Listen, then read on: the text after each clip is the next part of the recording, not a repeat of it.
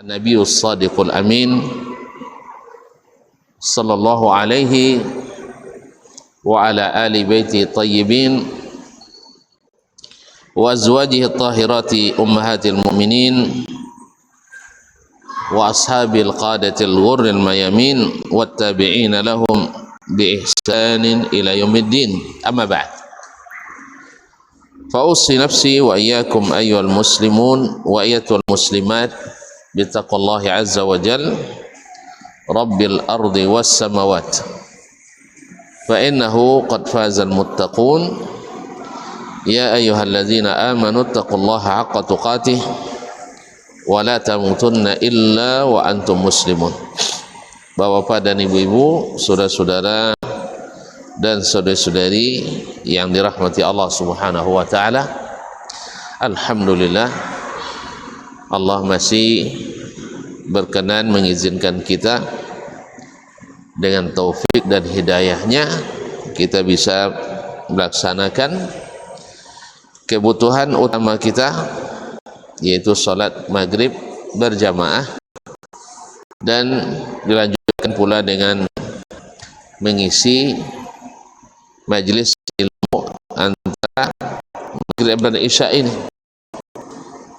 Mudah-mudahan Allah Subhanahu wa taala menerima ibadah kita, amal saleh kita, dan mengabulkan doa, harapan dan pinta kita. Ma'asyiral kiram, bapak dan ibu yang dirahmati Allah Subhanahu wa taala, salawat dan salam kepada baginda Nabi alaihi salatu wassalam, yang mudah-mudahan senantiasa pula kita muliakan, kita junjung tinggi, kita ikuti dan kita taati. Bapak dan ibu yang dirahmati Allah Subhanahu wa taala, doa kita untuk para orang tua kita, ayah dan ibu, saudara mara, para guru, ustadz dan ustazah, para sahabat dan teman-teman yang hidup, semoga Allah berikan taufik dan hidayah untuk senantiasa istiqamah di atas sunnah Nabi alaihi salatu wassalam. Dan yang sudah mendahului, mudah-mudahan Allah ampuni dan dilimpahkan kepadanya rahmat, dilapangkan kuburannya, dan di hari kiamat dibangkitkan bersama orang-orang yang saleh. Amin. Khususnya Imam An-Nawawi rahimahullah, yang pada kesempatan ini kita belajar dari kitabnya ini, Al-Azkar An-Nawawiyah. Bapak dan ibu yang dirahmati Allah, masih merupakan muqaddimah, yaitu tentang keutamaan az-zikir. Pada kesempatan sebelum ini beliau mengatakan bahwa al-ibadatu zikir, ibadah itu adalah zikir. Dan dia sebutkan pula bahwa zikir itu bukan hanya tahmid, tasbih, takbir, tahlil, tetapi termasuk majelis ilmu, menjelaskan halal haram, bagaimana membeli dan menjual, bagaimana menikah, dan seterusnya. Itu termasuk majlis zikir. Ya, kita ini adalah majlis zikir, karena kita tidak akan keluar daripada mengingatkan kita kepada Allah Subhanahu wa taala. Qala rahimahullah, faslun fi fadli az-zikir. Pasal tentang keutamaan zikir. Kita selalu bersemangat mengerjakan sesuatu bila ada fadilahnya, bila ada kelebihan dan keutamaannya. Apapun, kita misalnya minta minum, apa bahasa minum, wedang ya, wedang cair, ya, pasti nanya itu apa fadilatnya, apa khasiatnya, keutamaan. Bilang ini untuk anti kembung, merawat lambung dan sebagainya. semangat minumnya. Sah? Misalnya kita rebusan berempah-rempah untuk apa misalnya? Oh, untuk menghilangkan bau badan dan sebagainya. Jadi sudah merupakan fitrah manusia, selalu senang dan ingin ada sesuatu yang diharapkan dari yang dia kerjakan. Ya, ada sesuatu yang diharapkan dari apa yang dia amalkan. Nah, demikian pula Allah Subhanahu wa taala menjanjikan, memberikan pula janji-janji dan iming-iming, dan janji Allah pasti. Maka diberikannya keutamaan pada amalan-amalan ini. Di antaranya adalah keutamaan berzikir. Syekh mengatakan, qala Allah Ta'ala, Allah Ta'ala berfirman. Tentu maksudnya tentang keutamaan zikir ini. Innal muslimina wal muslimat ila qawlihi ta'ala, sampai pada firman Allah Subhanahu wa taala, waz-zakirina Allah katsiran waz-zakirat a'adallahu lahum maghfiratan wa ajran 'azima. Sesungguhnya orang-orang muslim laki-laki dan orang muslimah perempuan, wal mu'minina wal mu'minat, orang-orang beriman laki-laki dan orang beriman perempuan, dan seterusnya sampai pada firman Allah, waz-zakirin Allah katsiran waz-zakirat, dan orang-orang yang banyak berzikir kepada Allah dari kalangan laki-laki maupun kalangan perempuan. Apa yang Allah siapkan? A'addallahu lahum maghfiratan wa ajran 'azima. Allah janjikan untuk mereka maghfirah, ampunan, wa ajran 'azima, dan pahala, atau katakanlah upah. Nah, kalau dengan upah semangat ya, kalau pahala belum tentu. Jadi makanya Allah siapkan untuknya upah yang besar, balasan yang besar. Orang kan sering demo gara-gara upah ya, minta upah dinaikkan, gaji dinaikkan, sampai ada kenaikan gaji berkala. Jadi kaum muslimin dan muslimat dirahmati Allah, jadi Allah katakan orang-orang ini dijanjikan apa? Disiapkan apa? Maghfirah.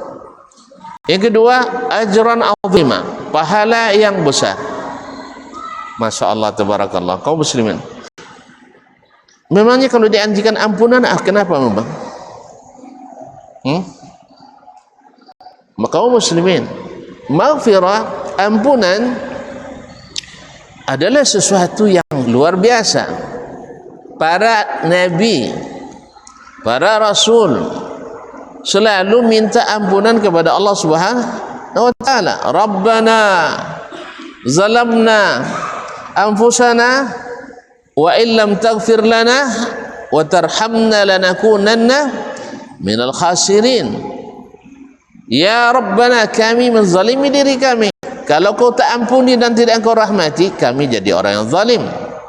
Amana ar-rasulu bima unzila ilaihi min rabbih wal mu'minun kullun amana billahi wa malaikatihi kutubi rusuli la nufarriqu baina ahadin min rusuli wa qalu sami'na wa ata'na ghufranak. Masya Allah, dah beriman, kami dengar, kami taat, kami mohon ampunanmu. Sah? Selesai salat, zikir pertama yang kita baca adalah astaghfirullah, minta ampunannya. Selesai tuntunan haji, wa idza qadaytum manasikakum, apa namanya, fa idza afattum min arafatin fadhkurullaha indal masyaril haram, dan sebelumnya wastaghfirullah innallaha ghafurur rahim, dan mintalah ampunan kepada Allah, sesungguhnya Allah Maha Pengampun lagi Maha Penyayang. Sampai-sampai di dalam bulan Ramadan yang utama itu Allah membagi-bagikan ampunan. Jadi ampunan luar biasa. Kenapa? Karena kita ini, kata Nabi alaihi salatu wassalam, kullu bani Adam khata'un. Setiap anak Adam itu banyak dosa. Ada tuan-tuan yang hari ini tidak ada dosanya? Nah, coba lah. Kalau ada yang ngaku tidak ada dosa, itu sudah dosa tuh. Ada yang ngaku tidak ada dosa hari ini, tidak berdosa dia. Dan dosa itu adalah utang. Nah sekarang dengan zikir yang banyak, Allah hapus utang-utang itu. Pernah tuan-tuan berutang dan dia maafkan? Pernah tak? Utang tak terbayar lalu dimaafkan? Tak pernah ya? Utang yang kecil aja, coba utang yang besar. Makanya sekarang kalau ada koruptor sah, kalau dimaafkan sehat, tak dimaafkan sakit-sakitan dia. Entah benar-benar sakit, yang jelas asal kena terangkap mulai sakit-sakitan.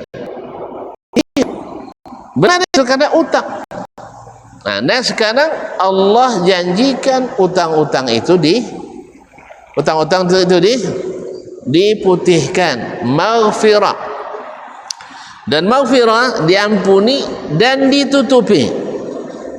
Diampuni dan ditutupi. Beda pula ya, diampuni tapi diumumkan, malu juga kita. Bapak dan ibu-ibu berhubung karena ada Ustaz Dasman banyak utangnya, maka Masjid Al-Muhajirin dengan ini menyatakan utangnya dibayar. Enak dengarnya? Enak dengarnya? Enggak.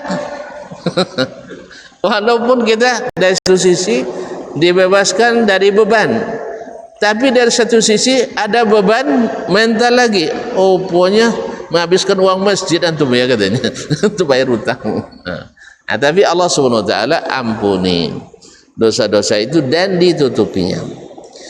Kemudian bukan hanya utang dihapus, tapi diberi pahala yang ditambah penghasilan yang besar. Kalau Allah bilang besar, kalau Allah bilang besar, memang besar. Memang besar. Nak tanya antum? Dia lipat gandakan minimal hanya 1000%. Ibarat gaji antum 1 juta sebulan, digajinya 10 juta. Ada orang gaji 1 juta lagi, Ustaz? Mas, masih ada orang gaji 1 juta sekarang sebulan? Enggak ada lagi ya? Gaji 4 juta sebulan, lalu dilipat gandakan 10 kali lipat, 1000%. Ada yang mau? Kalau kita ada pemotongan cuma, tapi kalau dengan Allah adalah kelipatan. Maka dia lipat gandakan minimal 1000%, 10 kali lipat. Makanya Allah SWT dengannya tidak ada satupun orang yang rugi. Nah salah satu cara mendapatkan itu adalah dengan az-zakirin Allah katsiran wa zakiran, banyak berzikir. Zikir itu mudahnya, ringan di lisan, cuman masalahnya berat di hati. Sah? Kecuali orang-orang yang Allah mudahkan. Makanya biasakan itu zikir banyak. Kemudian saya mengatakan Al-Ahzab ayat 35, kemudian warwina fi sahih Muslim yang nomor 2676, an Abi Hurairah diriwayatkan kepada kami dari Sahih Muslim. Artinya diriwayatkan hadis ini melalui kitab Sahih Muslim. An Abi Hurairah radhiyallahu anhu, dari Abu Hurairah radhiyallahu taala anna Rasulullah sallallahu alaihi wasallam qaal, bahwa Rasulullah sallallahu alaihi wasallam bersabda, sabaqal mufarridun, sabaqa al mufarridun. Qalu wa mal mufarriduna ya Rasulullah? Qala az-zakiruna Allah katsiran waz-zakirat. Sungguh telah maju orang-orang yang mufarrid. Mufarridun. Mufarridun siapa mufarridun? Kalau terjemah literalnya, mufarridun orang-orang yang eksklusif, orang-orang yang artinya beda dengan orang lain.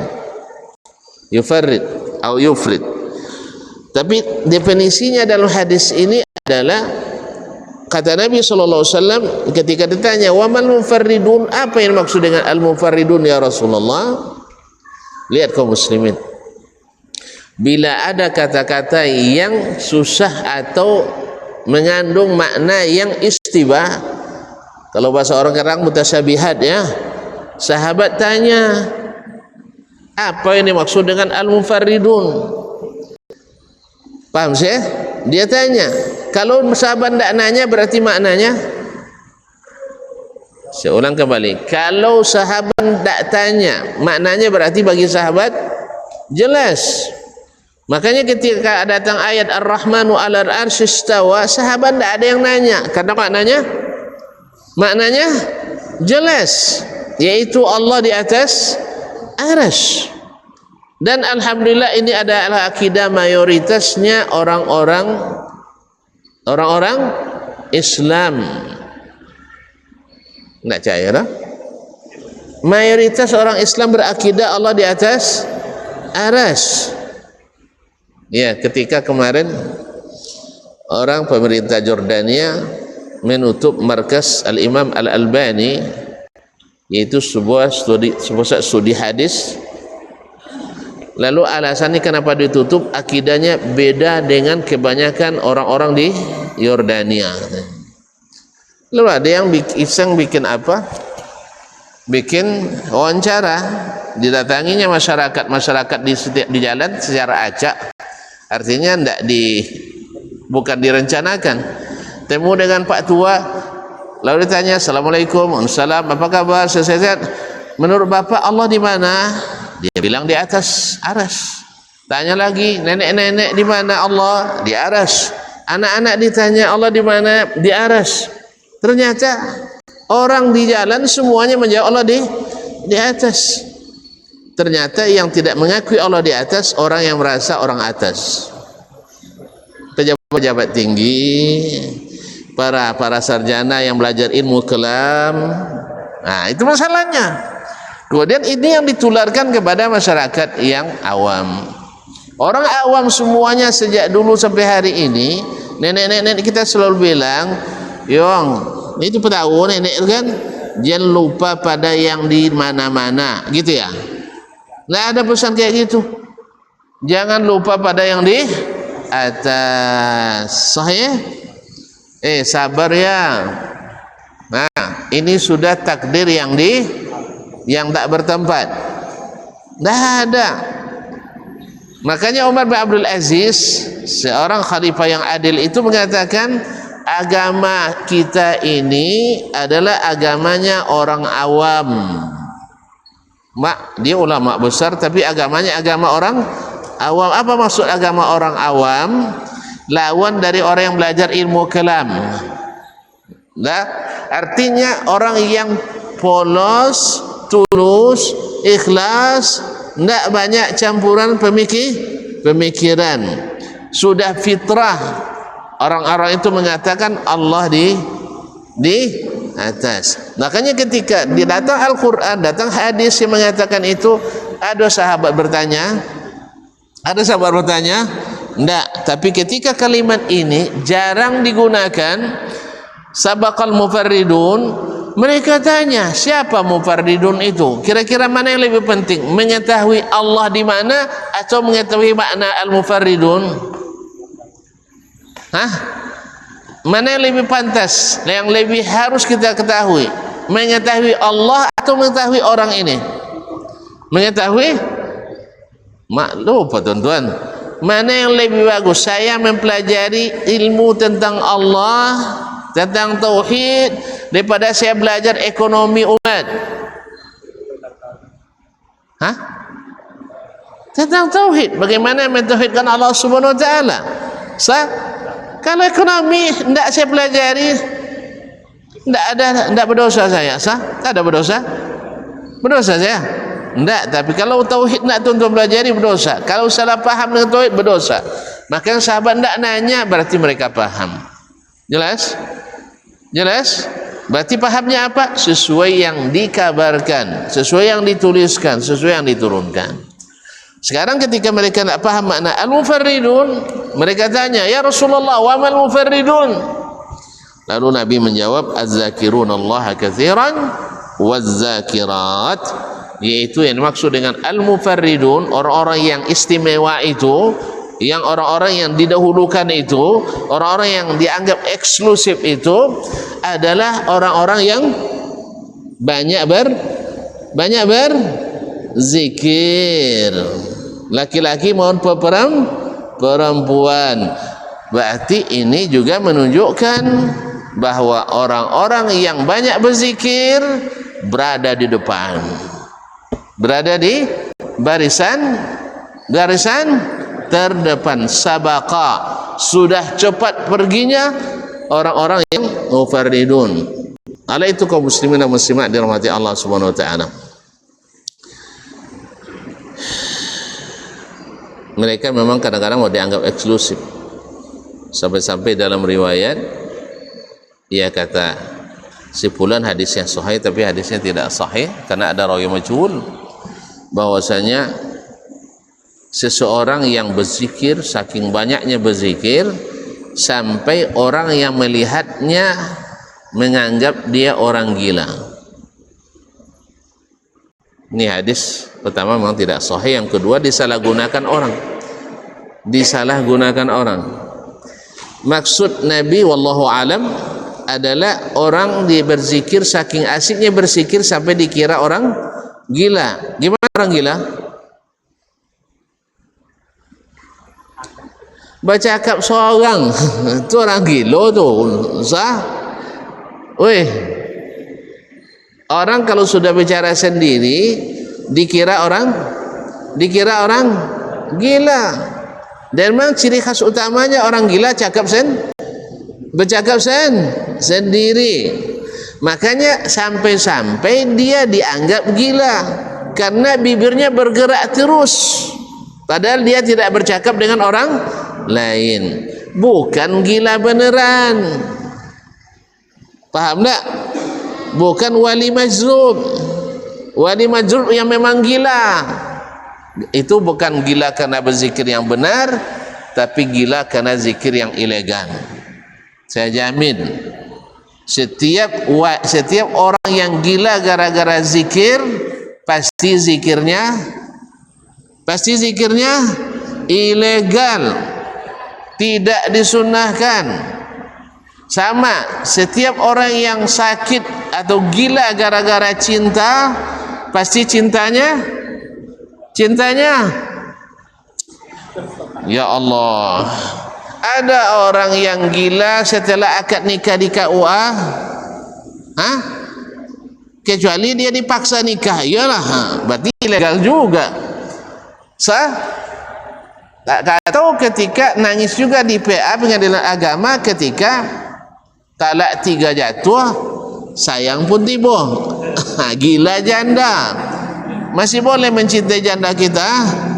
Masih boleh? Ya Syekh. Boleh. Dia talak 3 woi. Kalau talak 1 isar Syekh. Tapi kalau sempat tidak diterima oleh istri atau mantan istrinya atau jandanya, stres, itu yang gila karena cintanya ilegal. Coba kalau dia terima lagi, gila lagi. Kalau diterima kembali, gila aja orangnya? Enggak. Kapan gila? Karena ditolak. Cinta bertepuk sebelah tangan. Zikir juga kayak gitu.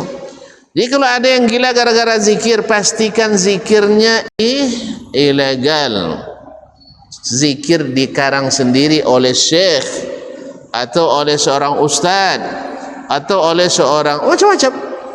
Kalau zikir yang diajarkan Nabi SAW, demi Allah tak ada orang gila dibuatnya.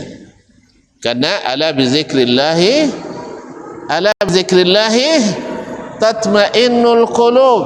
Ingat dengan zikrullah hati tentram, bukan hati muram. Enggak. Jadi kalau ada yang gila bukan wali itu, tapi orang gila karena menjalankan zikir ilegal. Ini pintarnya orang-orang ini. Akhirnya kalau ada yang gila menjalankan zikirnya, ritualnya disanggah agak wali majzub. Tidak ada istilah wali majzub kecuali bikinan orang-orang sufi. Nasallallahu alaihi wasallam. Dah jelas. Ini sebanyak ini nabi dan rasul yang ahli zikir, sebanyaknya para ulama-ulama yang ahli zikir, para wali-wali yang ahli zikir. Tidak ada yang gila kecuali wali sufi. Kenapa? Karena suka mengarang zikir sendiri. Makanya jangan ngarang-ngarang dak. Karena di karangan sendiri itu tidak tentu diterimanya. Apalagi kadang berisi hal-hal yang hulu dalamnya, atau menyifati Allah dengan sifat-sifat yang tidak disebutkannya. Maka jauhi wirid-wirid yang dikarang-karang itu. Nah, wirid Al-Atas namanya, wirid At-Tijani namanya, wirid Abdul Qadir namanya. Selama tidak ada dalam Quran dan Sunnah, maka dihindari. Makanya pelajari kitab ini, diantaranya adalah kitab Al-Azkar ini. Walaupun nanti akan ada beberapa yang tidak sabit dari Nabi SAW.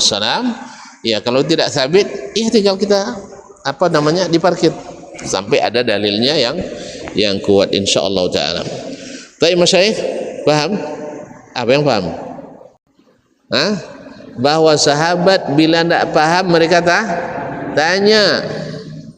Makanya ini yang membatalkan teori ahli kalam bahwa sahabat itu mempunyai manhaj tafwid dalam akidah.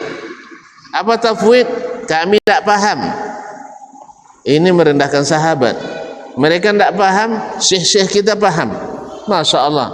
Lebih hebat lagi, syekh fulan dan si fulan bahasa Arab daripada Abu Bakar, Umar, Utsman dan Ali. Nasallallahu alaihi wasallam. Ini adalah akibat daripada apa? Mengikut hawa. Mengikut hawa. Ya, supaya dikatakan kita yang benar, maka dituduhlah sahabat tidak mengetahui makna daripada sifat-sifat Allah yang ada dalam Al-Quran dan hadis Nabi SAW, sehingga Al-Quran datang tanpa bawa makna, berarti sia-sia. Dia lain yang suruh meyakini, lain yang mereka yakini. Kenapa? Karena mengikut hawa. Yang begini ini yang banyak gila nanti. Ya, yang begini ini yang banyak walinya yang gila. Kenapa? Karena salah kaji atau salah zikir. Jelas? Nah, Ma'asyiral kiram dirahmati Allah. Qultu, berkata Imam Nawawi, saya katakan ruyal mufarriduna bi tasdidir ra, yaitu dengan tasdidnya ra, mufarridun, wa takhfifiha, dan tanpa tasdid, yaitu mufridun. Jadi riwayatnya ada mufarridun, ada mufridun bitakhfif. Wal masyhur alladhi qala al-jumhur at-tashdid. Tapi yang paling masyhur yang diriwayatkan oleh kebanyakan perawi adalah al-mufarridun, bukan al-mufridun. Walaupun maknanya sama. Ini salah satu cara dhabit yang disampaikan atau diingatkan oleh Imam An-Nawawi rahimahullah. Wa'lam, ketahuilah olehmu, anna hazil ayatal karimata, bahwa ayat yang mulia ini, yaitu ayat tadi innal muslimina wal muslimat wal mu'minina wal mu'minat sampai wazakirinallaha katsiran wazakirat a'addallahu lahum maghfiratan wa ajran 'azima. Al-Ahzab ayat 35 tadi. Naam. Mimma yanbaghi an yahtamma bi ma'rifati sahibu hadzal kitab, adalah ayat yang sewajarnya, yang patut dikenali oleh orang yang memiliki kitab ini. Ayat ini harus menjadi ayat yang selalu yang kita pentingkan untuk digali dan dipelajari. Wa qad ikhtulifa fi dzalik,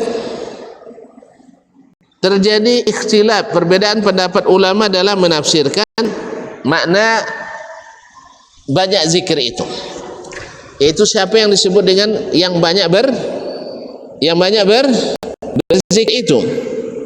Faqala al-Imam Abu Hasan Al-Wahidi, berkata Imam Abu Hasan Al-Wahidi, ya, penulis tafsir Al-Wahidi, qala Ibnu Abbas, berkata Ibnu Abbas radhiyallahu anhuma, yaitu habrul ummah, ahli tafsir Al-Quran yang didoakan oleh Nabi alaihi salatu wassalam supaya menjadi ahli fikih dan ahli tafsir. Dia berkata, al-muradu yazkuruna Allah fi adbaris salawat wa guduwan wa ashiyan wa madaji'i wa kullama istayqadha min nawmihi wa kullama ghada aw raha min manzilihi dzakara Allah taala. Siapa orang yang patut disebut banyak berzikir kepada Allah, baik laki-laki maupun perempuan itu, kata Ibnu Abbas yang ahli tafsir utama Al-Quran, dia katakan adalah yang dimaksud adalah orang yang berzikir di penghujung solat, artinya setelah selesai solat. Jadi berzikir di penghujung solat. Faham maksudnya penghujung solat? Tak ya, faham tak? Assalamualaikum warahmatullahi, Assalamualaikum warahmatullahi. Setelah itu disebut dengan adbar as-salawat, di belakang salat 5 waktu. Artinya selesai salat 5 waktu. Ada berzikir kita? Ada kita berzikir? Jangan ditinggalkan. Kemudian jangan potong-potong pula. Ini kadang-kadang hari Jumat sering dipotong zikir tuh, diganti dengan zikir yang dikarang. Astagfirullah, masa zikir dikarang Ustaz? Hah? Masa zikir yang dikarang? Weh, Ustaz terlalu rubah? Hah? Oh, modifikasi kan karangan juga Ustaz. Kan kreativitas namanya. Yang aslinya iya dilaksanakan, dipasang pudar bukan pada tempatnya. Misalnya baru kemarin saya sholat Jumat, Masya Allah, ya, imamnya Assalamualaikum warahmatullahi, Assalamualaikum warahmatullahi, Astagfirullah. Setelah selesai Astagfirullah, afdaluz zikri fa'lam annahu la ilaha illallah. Taib, mohon maaf, ini zikir aslinya ada, bukan tidak boleh kita baca la ilaha illallah, tetapi membacanya di setelah Jumat dan menggantikan zikir-zikir yang lain itu tidak ada dalilnya, tidak ada prakteknya oleh Nabi dan para sahabat dan para imam. Itu yang saya maksud, diganti dengan zikir yang tidak dizikirkan oleh Nabi alaihi salatu wassalam. Jangan tertipu oleh perkataan Nabi atau perkataan Nabi alaihi salatu wasallam, afdaluz zikri la ilaha illallah. Benar, zikir terbaik itu adalah la ilaha illallah. Kita tidak ada berselisih paham dalam masalah ini. Dari semua zikir yang paling utama adalah la ilaha illallah. Tetapi Nabi tidak membacanya secara spesifik setelah selesai salat, kecuali setelah Allahumma antas salam wa minkas salam tabarakta ya dzal jalali wal ikram la ilaha illallah wahdahu la syarika lahul mulku wa lahul hamdu wa huwa ala kulli syai'in qadir, sampai 3 kali. Selepas itu Allahumma la mani'a lima atait, ini bukan dikemanakan. Allahumma antas salam wa minkas salam, kemudian subhanallah 33 kali. Tak mungkinlah Ustaz, Buya, Kiai, Habib lebih afdal zikirnya dari zikir Nabi sallallahu alaihi wasallam. Bahkan Nabi yang bilang zikir terbaik itu adalah la ilaha illallah. Betul. Cuman apakah Nabi paham atau tidak? Nabi paham tak apa yang dia katakan? Paham tak Nabi apa yang dia katakan? Paham? Paham tak dia cara melaksanakan? Paham. Kalau dia paham cara melaksanakan, dia lakukan atau tidak? Maksudnya kalau dia paham, mesti dia lakukan atau tidak? Mesti dilakukan. Kalau dia tidak boleh lakukan, mesti diajarkan ke sahabat. Tentu dilakukan oleh para sahabat. Ketika tidak diajarkannya dan tidak dilakukannya dan tidak dilakukan sahabat lalu disetujuinya, berarti zikir ini bukan di sini tempatnya. Jelas? Bukan di sini tempatnya. Makanya kaum muslimin dan muslimat dia mati Allah, jangan bilang zikir aja tidak boleh. Siapa bilang tidak zikir? Justru kan kita belajar tentang zikir ini. Makanya zikir selesai salat itu sudah ditetapkan oleh yang paling rajin salat. Siapa? Rasulullah sallallahu alaihi wasallam, yang paling khusyuk salat, yang paling hebat salat, yaitu Sayyiduna Muhammad sallallahu alaihi wasallam. Kadang-kadang itulah, karena mengejar doa bersama akhirnya main kejar-kejaran zikirnya, dipotong-potong zikirnya. Memang siapa yang nyuruh doa bersama selesai sholat? Ya, jadi tidak ada doa bersama, saya tengok. Siapa yang nyuruh doa bersama selesai sholat? Kan Buya juga kan, Kiai juga kan, Ustadz juga kan. Dari mana dapatnya? Hasil inovasi tiada henti, hasil modifikasi, hasil modifikasi. Nabi pernah sholat berjamaah? Nabi pernah sholat berjamaah? Tidak pernah ya? Masya Allah. Tidak pernah sholat kecuali berjamaah. Nah, kecuali beliau sakit. Musafir pun sholat berjamaah. Tidak pula satu pun riwayat yang mengatakan selesai sholat aminkan ya Allahumma ufir lana zunubana, amin. Allahumma zawijna azwajan salihat, amin. Tidak ada. Berarti kenapa Tuhan potong-potong gara-gara mengejar bersama tadi? Berarti kreativitas tiada batas, inovasi tiada henti. Nah, yang seperti ini punya punya can untuk menjadi wali majzub nanti. Karena zikir yang salah disalahgunakan bisa-bisa menjadi senjata makan tuan. Banyak orang kemasukan syaitan karena zikir yang salah tadi. Itulah makanya gila. Akhirnya dianggap wali majzub. Sebenarnya karena tadi syaitan masuk karena salah baca. Wabillahi taufiq. Kita azan dulu ya. Nah.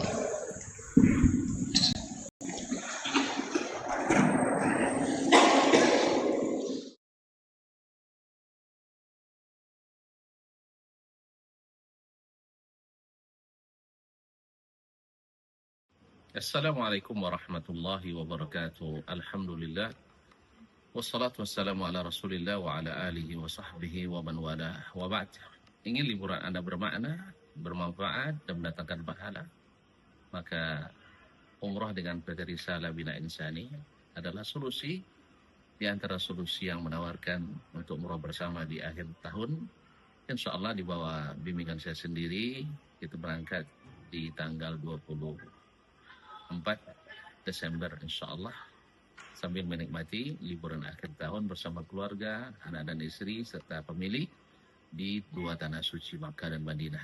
Mudah-mudahan Allah SWT memberikan taufik, memberikan kemudahan bagi kita, mudah-mudahan kita bisa bersama meraih pahala dan meraih bahagia di liburan akhir tahun ini. Terima kasih. Wassalamualaikum warahmatullahi wabarakatuh.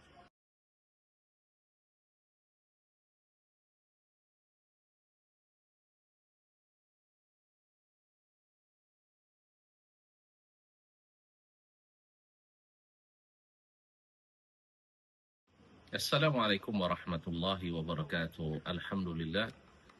Wassalatu wassalamu ala rasulillah wa ala alihi wa sahbihi wa man wala wa ba'd.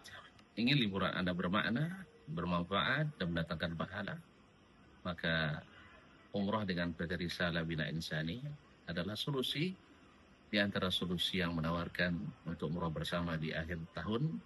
Insya Allah di bawah bimbingan saya sendiri, kita berangkat di tanggal 24 Desember insya Allah, sambil menikmati liburan akhir tahun bersama keluarga, anak dan istri, serta pemilih di dua tanah suci Makkah dan Madinah. Mudah-mudahan Allah SWT memberikan taufik, memberikan kemudahan bagi kita, mudah-mudahan kita bisa bersama meraih pahala dan meraih bahagia di liburan akhir tahun ini. Terima kasih. Wassalamualaikum warahmatullahi wabarakatuh.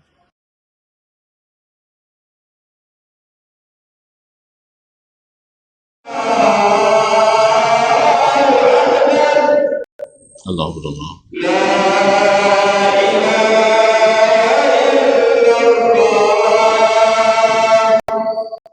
Wa nashhadu la ilaha illallah. Allahumma barik lana as-salati. Masyarakat kiram yang dirahmati Allah SWT. Kemudian yaitu orang-orang yang banyak berzikir di selesai salat. Jadi ini adalah zikir yang paling utama. Zikir yang paling utama yang selalu diingatkan Allah dalam Al-Quran dan diingatkan oleh Nabi SAW dalam hadis-hadisnya. Wa ghuduwan wa asyiyah. Kemudian zikir di waktu pagi dan petang. Orang yang berzikir banyak itu adalah orang yang selalu berzikir selesai salat. Kemudian selalu berzikir pagi dan petang. Setidaknya adalah Allahumma bika amsayna wa bika asbahna wa ilaikal masir di waktu sore. Di waktu pagi asbahna wa asbahal mulku lillah wa asbahal mulku lillah dan seterusnya. Dan kalau bisa dimulai dengan membaca ayat kursi, kemudian al-kulhu, apa istilahnya? Trikul, trikul masing-masing 3 kali, kemudian baca seterusnya. Kan sudah alhamdulillah sudah dituliskan oleh para ulama doa dan zikir tersebut. Masya Allah, buku kecil dalam waktu insya Allah 15 menit tanpa ngantuk selesai, tapi 45 menit dengan ngantuk. Kadang sambil ngangguk hilang dia. Sampai di mana tadi, ulang lagi. Jadi mana tahu habis subuh itu karena rentan sekali mengantuk. Nah, masyaallah. Kemudian wa fil madaji, yaitu zikir di tempat tidur. Ngapain aja kita tempat tidur? Pokoknya apa aja yang dilakukan tempat tidur masih ada zikirnya. Minimal bismillah. Nah, ketika kita nak naik ke tempat tidur, kita kibaskan 3 kali sah dengan bismillah. Habis itu sebelumnya kita wuduk tentunya. Selepas itu kita baca tidur miring ke kanan, kemudian membaca zikir-zikir menjelang tidur.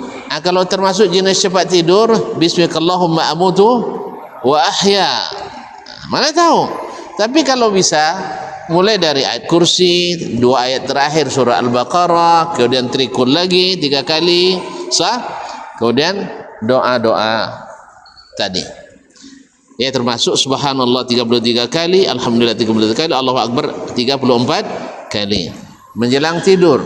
Ternyata juga kita ini. Nah, kalau kita rutinkan ini, kita termasuk orang yang banyak berzikir pada Allah Subhanahu wa taala. Kemudian wa kullama istayqadha min naumih. Mohon maaf, ada pekerjaan lagi di tempat lain ke tempat tidur. Ini rahasia. Yang dirahasiakan itu juga ada zikirnya bismillah. Ini sudah lama kayaknya tidak melakukan. Sudah lama libur ya. Apa doanya? Bismillah. Allahumma inni, Allahumma jannibna asy-syaitan wa jannibis syaitan ma razaqtana. Hafal masih. Alhamdulillah, berarti belum pensiun. Jadi kaum muslimin semua kita ini kan. Wa kullama istayqadha min naumi, setiap bangun dari tidur. Kan sederhana, alhamdulillah. Itu aja, tidak masalah. Alhamdulillahilladzi ahyana ba'dama amatana wa ilaihi an-nusyur. Wa kullama ghada'u raha min manzilihi, dan setiap berangkat dan pulang dari dan ke rumah lagi. Berangkat bismillah, tawakkaltu 'ala Allah. Nah, dan seterusnya. Kalau cukup hanya bismillah pun tak ada masalah. Bismillah. Sah? Tawakkaltu 'ala Allah. Tak ada yang hafal. Tawakkaltu 'ala Allah. Hafal kan? Naam, la haula wala quwata illa billah sampai akhir. Kalau enggak bismillah saja insyaallah. Naam.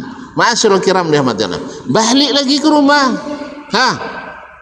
Bismillahi walajna wa bismillahi kharajna wa 'ala Allahi rabbina tawakkalna. Enggak hafal itu, masuk bismillah dah, aman. Kemudian baca salam. Apa salamnya? Masa salam enggak tahu juga lagi. Assalamualaikum. Tidak ada orang di dalamnya. Assalamu alayna wa ala ibadillah as-salihin. Ya, misalnya kita masuk rumah tidak ada orang, kita baca Assalamu alayna wa ala ibadillahi as-salihin. Masya Allah. Buka pintu, bismillah. Tutup pintu, bismillah. Buka periuk, auzubillah. Rupanya belum masak. Kalau marah kalau belum masak, auzubillah banyak. Jadi kaum muslimin. Jadi bismillah, bismillah. Jelas ya? Naam. Wa kullama ghada min zili zakarallah. Nah, kalau bisa ini kita lakukan, yang sederhana ini, kita termasuk yang dapat gaji besar dan hutang-hutang dilunasi. Mau laksanakan. Nah, semakin, dan dengan demikian tidak ada celah bagi syaitan sedikit pun untuk mendampingi kita. Ini orang dilindungi, ini orang ini punya benteng yang kokoh, tidak bisa ditembus. Sahih? Nah, kalau sudah kita tidak bisa ditembus pertahanan kita oleh syaitan, maka godaannya bagi kita tidak begitu nyata. Paling-paling sayup-sayup kedengaran dari jauh kan. Tapi kalau dia naik ke pundak saya, dibisikkan juga, saya tolak dari kanan, masuk dari kiri, kadang digili-gilinya sini. Jelas? Nah, makanya usahakan syaitan jangan sampai tidur bersama kita. Usahakan syaitan jangan sampai ikut masuk rumah bersama kita. Usahakan syaitan jangan sampai seselimut dengan kita. Usahakan syaitan jangan ikut mencicipi yang harus milik kita pribadi. Usahakan syaitan jangan ikut makan dan minum bersama kita. Jelas? Usahakan syaitan jangan ikut dalam mobil kita. Jelas? Nah, kalau sudah tidak ikut dia di mobil kita, adapun keinginan bikin dosa, tapi kadang-kadang datang bisikan iman yang menguatkan. Baiklah kaum muslimin dan muslimat, kayaknya lonceng dah bunyi ya. Kau pakai lonceng saya? Nampak pakai band. Kita sempurnakan, kita tutup dulu. Besok aja kita sambung ya. Nah, tapi kata kuncinya sudah diberikan oleh Imam An-Nawawi rahimahullah, dan masya Allah dia pilihkan untuk kita tafsir yang masya Allah luar biasa dari Ibnu Abbas. Kemudian muridnya Ibnu Abbas, kita selesaikan dua oleh ini yang ya. Taib. Wa qala Mujahid, berkata Imam Mujahid, la yakunu minaz zakirin Allah katsiran wa zakirat hatta yazkurullaha qa'iman wa qa'idan wa mutaji'an. Tak masuk orang yang berzikir banyak kepada Allah, baik laki-laki dan perempuan, sampai dia berzikir dalam keadaan berdiri, dalam keadaan duduk, dan dalam keadaan berbaring. Keadaan kita kan cuma 3 tuh. Berdiri, atau sedang duduk, atau sedang baringan. Nah, kalau sudah setiap keadaan ini kita zikir, masuklah kita orang yang berzikir dalam keadaan banyak Nah, berdiri, baik berdiri di pasar, berdiri di lokal, berdiri di kebun, berdiri di kantor, berdiri di sekolah, berdiri di jalan, tapi ada zikir. Atau dalam keadaan duduk, seperti selesai solat kita duduk lalu kita berzikir, atau ketika dalam keadaan berbaring tadi sudah dikatakan asal baring ada zikirnya, minimal bismillah, dah aman kita insyaallah taala. Kaum muslimin, wa qala Atha, berkata Atha adalah juga murid para sahabat. Man shalla as-salawat al-khamsa bihuquqiha, siapa yang menunaikan salat 5 waktu dengan hak-haknya, syarat dan rukunnya, lah, fahuwa dakhilun fi qaulillahi ta'ala, maka dia termasuk dalam firman Allah Ta'ala, wadzakirinallaha katsiran wadzakirat, orang-orang yang banyak berzikir dari kalangan laki-laki dan perempuan. Kenapa dia bilang orang yang mendirikan solat? Karena orang yang mendirikan solat mesti selalu berzikir. Dia berangkat dari rumahnya, sebelum berangkat dia ke WC dulu. Masuk WC ada zikir? Ada zikir. Lepas itu di WC ngapain dia? Makan? Ya enggak lah, dia bersuci. Habis itu dia keluar berwudu. Setelah wudu ada zikir? Ada. Habis itu dia pakai pakaian, ada zikir? Ada. Habis itu dia melangkah ke rumah, keluar rumah. Sebelum melangkah keluar rumah, dia permisi dulu pada tuan rumah. Tuan rumah, orang rumah maksudnya, orang rumah. Itu juga ada zikir. Assalamualaikum. Keluar mulai dengan bismillah. Kemudian ada doa lagi, Allahumma ja'al fi qalbi nuran wa fi sam'i nuran wa fi basari nuran. Sampai akhir doa. Sampai ke masjid. Masuk pakai tangan kanan. Kaki kanan. Ada lagi doa, bismillah wassalatu wassalamu ala Rasulullah, Allahumma aftahli abwaba rahmatik. Zikir lagi. Masuk masjid, sampai dalam masjid, ngapain dia? Solat tahiyatul masjid, ada zikir lagi. Selesai solat sunat misalnya, maka dia berzikir azan dan qamat, zikir lagi. Makanya siapapun yang menunaikan solat 5 waktu pasti banyak berzikir. Selesai solat, zikir lagi. Keluar masjid, zikir lagi. Pulang ke rumah, zikir lagi. Maka jangan tinggalkan solat 5 waktu, karena sebesar-besar zikir adalah zikir dengan salat. Wa aqimis salata li zikri, dan dirikanlah salat untuk berzikir kepadaku. Dan seabdul ibadah yang paling dicintai Allah setelah tauhid adalah as-salah. Apa buktinya? Pas kita balik ke akhirat, yang pertama dibuka catatan bawaan kita adalah salat. Maka jangan segan-segan, jangan malas-malasan, jangan sekali-sekali ditinggalkan untuk selalu ke masjid. Terlambat tetap datang juga, ya, terlambat pun tetap datang.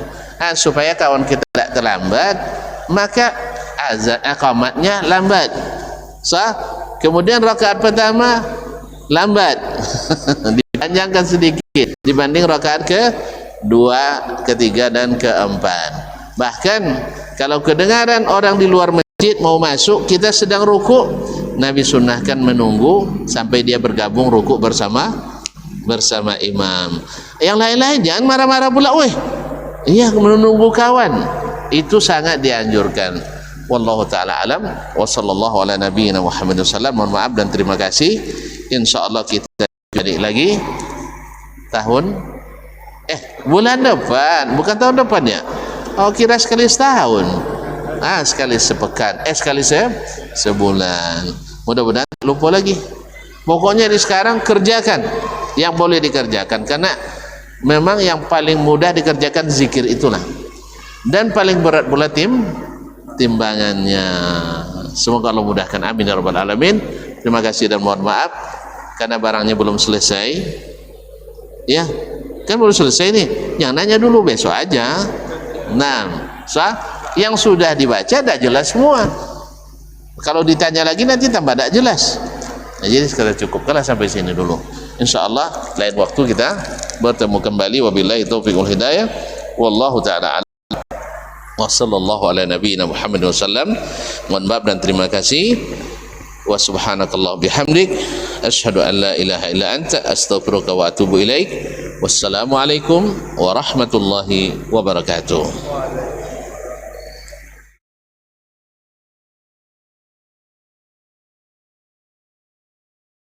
Assalamualaikum warahmatullahi wabarakatuh. Alhamdulillah.